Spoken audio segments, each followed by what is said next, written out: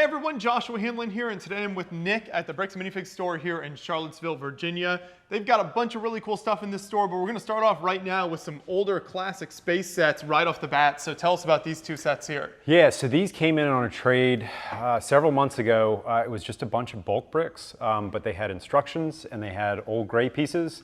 And so we went through the effort of sorting out all the colors and instructions and tried to start to build different sets. And so we've sold a couple. There were some Forestman sets that we've sold. There's some old Technic that we've sold. These space guys are waiting for the rest of the spacemen, sort of when we find them or when we get around to ordering them. And then they'll be complete, and they're great sets. I love the play features here, just showing off some. Yeah, well, and the great thing about this one is it's super cool. I mean, it looks sort of like an AT-AT. Sort of like the precursor to sort of what Lego was doing in the Star Wars, and they try to do it sort of on their own in the space theme.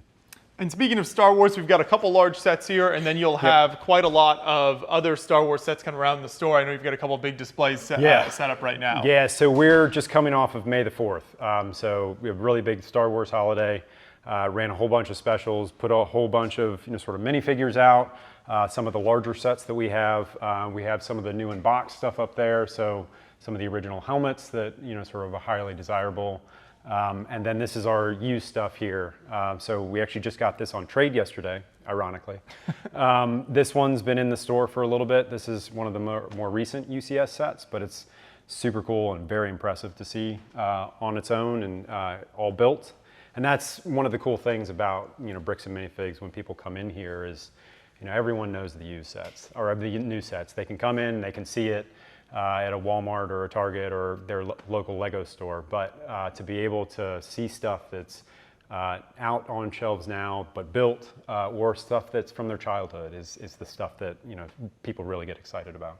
And you do have a bunch of other fantastic stuff even beyond Star Wars. One thing that caught my eye earlier is the Eiffel Tower up here with some of the other architecture sets. Yeah, so we try to organize everything as best we can by theme. And it's a rotating cast based on sort of what we get traded in. We've actually had the Eiffel Tower since we started.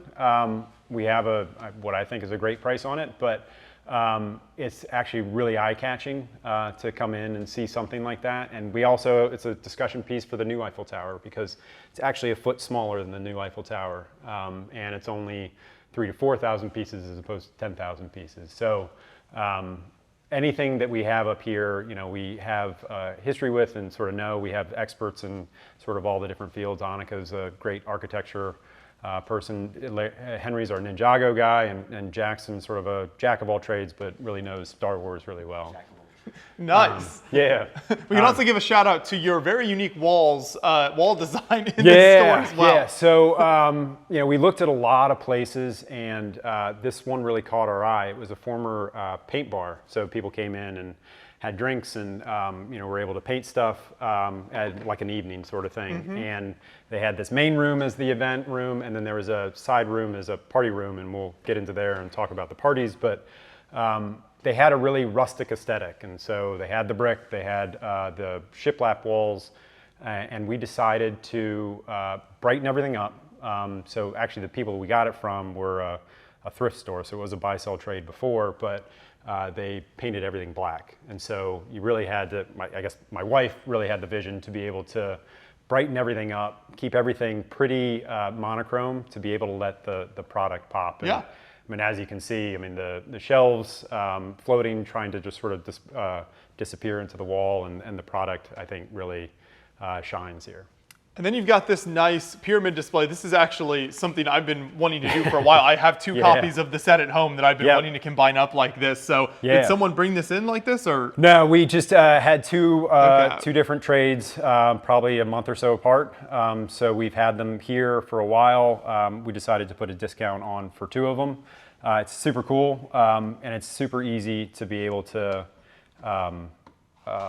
add the two together. Yeah, combine them up, because it's essentially just these are the two different sets. And so it's just a really fun build, and I don't know if people have seen the inside here, but it's just a lot of cool detail. And one of my favorite things about Lego is the micro builds. So, using pieces that are, sort of normally just flora and fauna for trees. And so it's something where, you have pieces that are built for something for one purpose, and then you can use them for multiple different purposes. And so this really is highlighted by the micro sort of aspect of this. And as we make our way back, I like this little Technic display you've got here for some of the products. Yeah, so this is actually a customer of ours. So Bang and Bricks by Rosie. So she approached us before the holidays about selling her stuff here. And so she makes all these by hand. And she's a 6-year-old little girl. It's pretty awesome, and she was super excited to come in here, and it's sold phenomenally well. Being able to highlight local people here is something that we love to do, and we have sort of the walls up there on display to be able to show what people have built.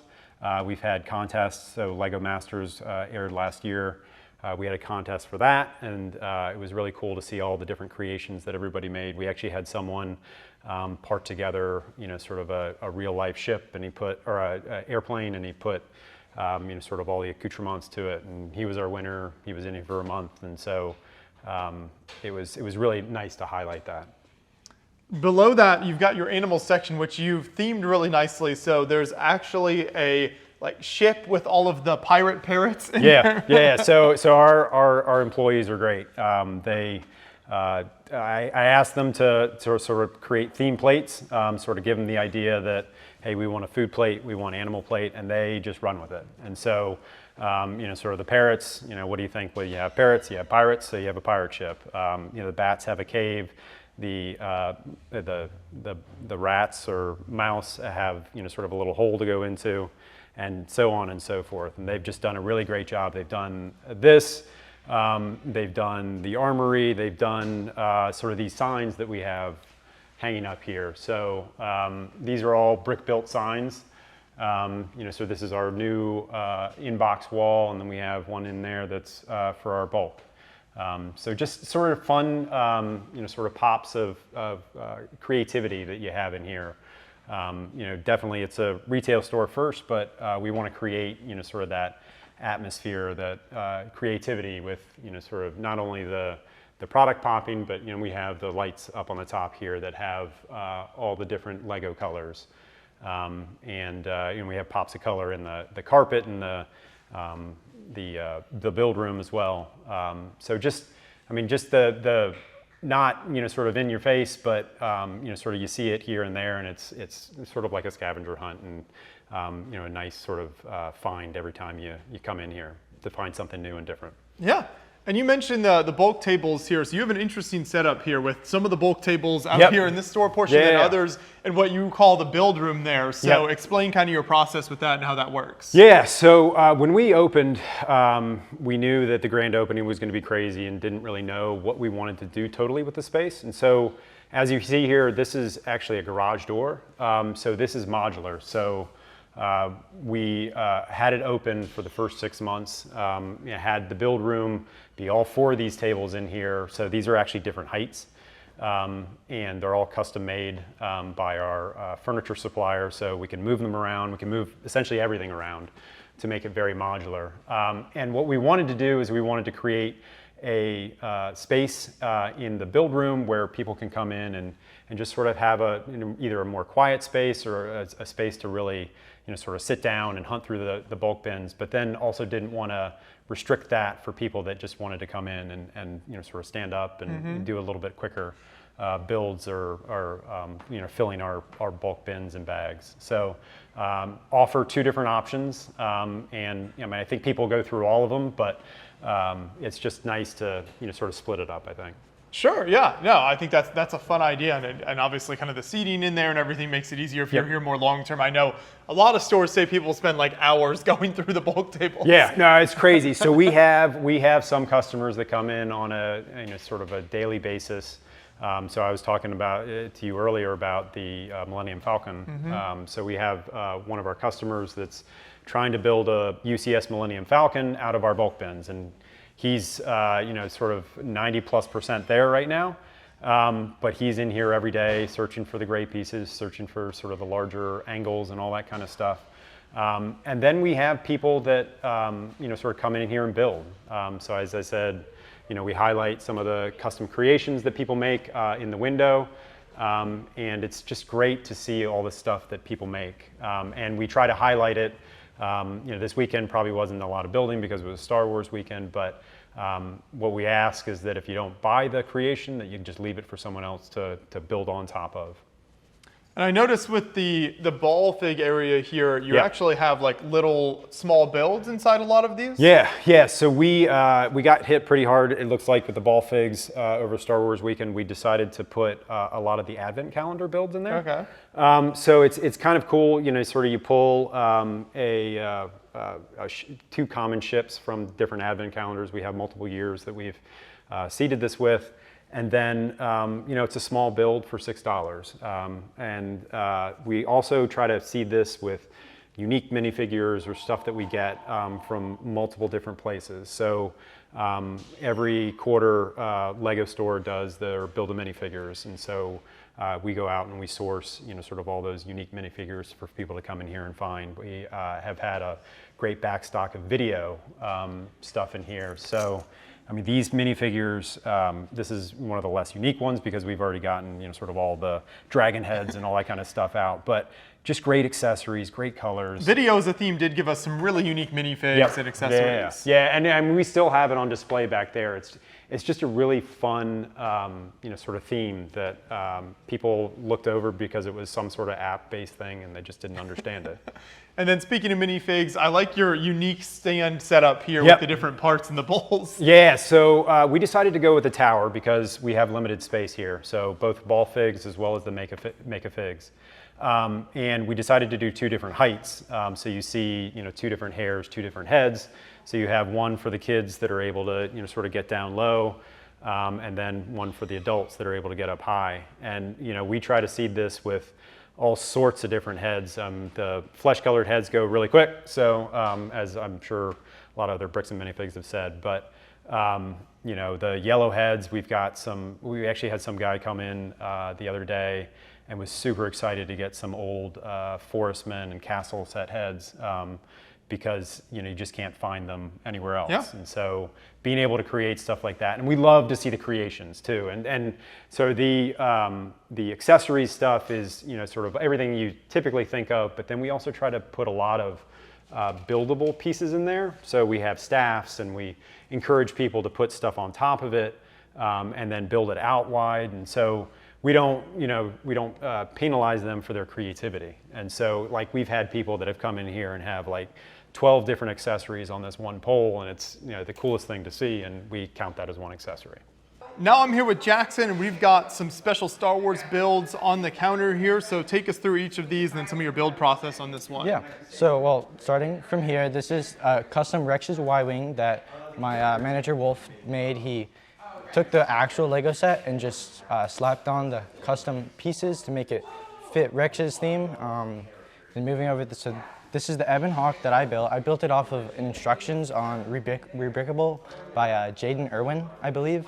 And so I had to do a couple custom things to it because he built it on the Stud.io program, so it wasn't perfect in form, but it's a really cool mock. I really enjoyed building it, and I built that all out of our pieces in our bulk bin and in the back. And what are some of the play features and details here? So you can open up the front. It's got two cockpits, one for guns, one for steering. Then it's basically just like a Millennium Falcon clone. So it can open up like this. I'm yet to add anything on this side, but I've got some good inspiration to do that eventually. And it's got a table and some chairs. And then it can also open up like this, and then there's a ramp. But yeah, and then moving over, this is a custom Unilist gunship by Alex, one of coworkers. It's the Coruscant gunship that came out last year that he took some custom pieces and made it into his own thing. I don't believe he used any instructions. This is all just from his head. But yeah. Nice. So you get to see some examples of some of the customizations here at the store as well, like you said, using pieces from the bulk table, and you're able to create some really impressive stuff. One of the cool things here at the store is you actually have all 25 of the collectible minifigure series here, right? Yep, yeah, so we made a concerted effort when we opened to buy a box of every single one of the CMFs. One of the ones that we weren't able to get was Series 10 because of Mr. Gold. So, you know, the boxes are going for $1,000, but we did source several sets of the actual minifigures. And as you can see here, we're restocking stuff right now. So we try to have a great selection of every single minifigure. So we're doing the Disney one right now, and we're doing Series 18, which is a super popular one. It's the sort of anniversary and party aspect of it. So people like all sorts of the different minifigures. And then we have a great selection. We get sort of day one and date for the new series. So the one that just came out is the Space series, and there's a lot of great little minifigures in there. Another Space Baby, but then just some of the underloved series that people haven't seen in forever. So the M-Tron and the Ice Planet and the Blacktron stuff that they've made more of. And then, of course, you have even more behind the scenes here. So we can go back to your back room here. What do you keep back here?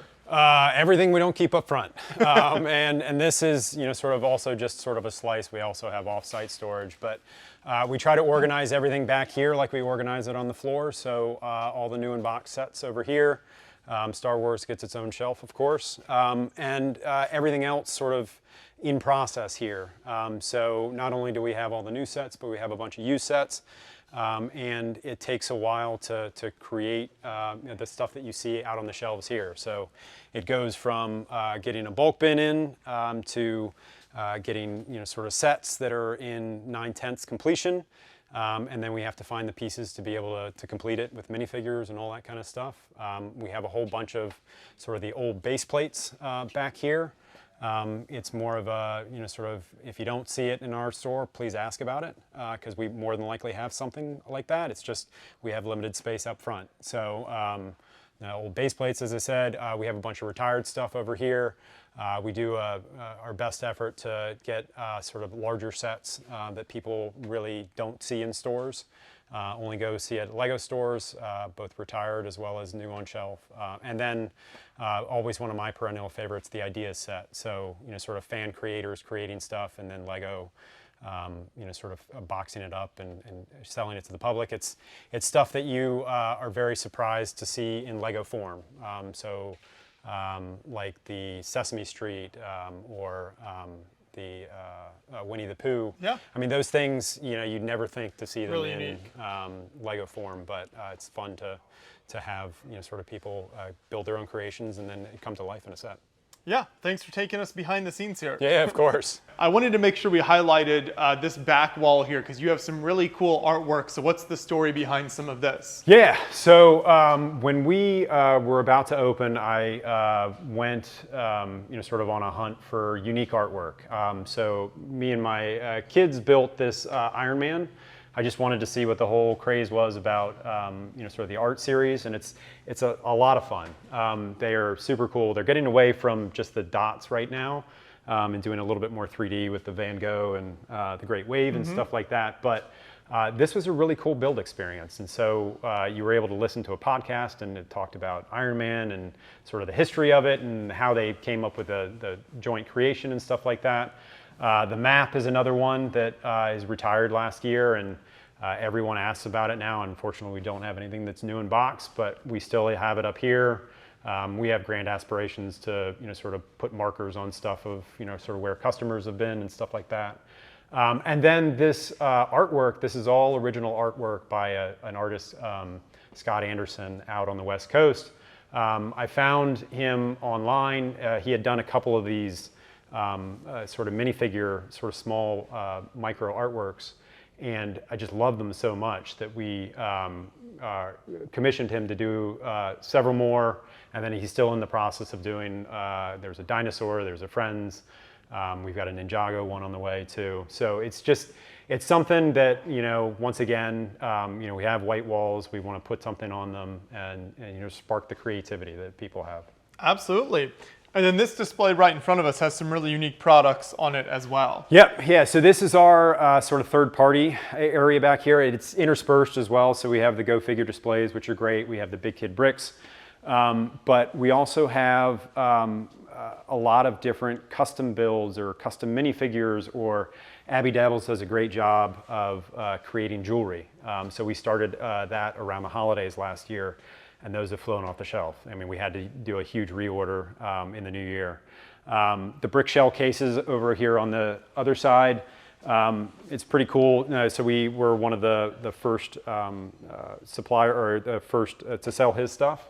And as you can see, sort of the casing has actually evolved over the years, and his product is phenomenal. But you know, his packaging and the stuff that he's doing now. I mean, he's got huge cases for sets. It's, you know, sort of the rival to Wicked Bricks, but it's domestic, and so you can order it, and it's not here within 3 months. It's here within a couple weeks, which is pretty cool. Yeah. And shout out to the way you display your Mario stands Yeah, over here. yeah, this has gotten a lot. So the difficulty with Mario is that it's in box. It's a lot of money for a little amount of pieces, and people just don't understand it. So we've decided to create a display here where people can come up and pick up the Mario, turn them on, and just interact with it. And so we have the start, we have the end. We've created little starter kits for it as well, so it's a little bit cheaper. But it's just something where people come back and they absolutely love, you know, sort of trying to play around with it. That's really interesting, though. You feel like you've definitely found there's just kind of confusion around it of what exactly how it works within the Lego system. Yeah, well, I mean, so you get what, like 200, 300 bricks for $60 in the starter course. And what is a starter course versus an add-on and stuff like that. So whenever we get add-ons, we put them back here to sell individually. We've had Bowser ship back here multiple times. And then, you know, we have characters that are up in the case in the front there. People love that kind of stuff, and that sells really well. But it is confusing with the series itself. But I think people, once they get their hands on it, once they hear Mario, I mean, so I actually gave this to my brother-in-law as a stocking stuffer over the holidays, just a Mario, because he absolutely loved it when he was playing it with my nephew. So it's just something that not only kids can play with, but adults love as well because of the nostalgia. And as we go around the counter here, I love the way you've sorted these bricks back here. So are those for your use in the store? Or do you sell those just ready for people to come in and pick out a color? So we're trying to figure out what to do. So these are sort of the more unique colors. Yeah. So I think that's the majority of the orange we have. It's kind of crazy that orange is that rare of a color. You get it in a bunch of city sets, but it's only little bits and pieces that highlight stuff. You know, the teal's a hard one to get. The purples and the magentas you get a lot in the Friends sets, but it's really cool pop of color. My wife, once again, the brainchild behind most of the sort of more unique design aspects here.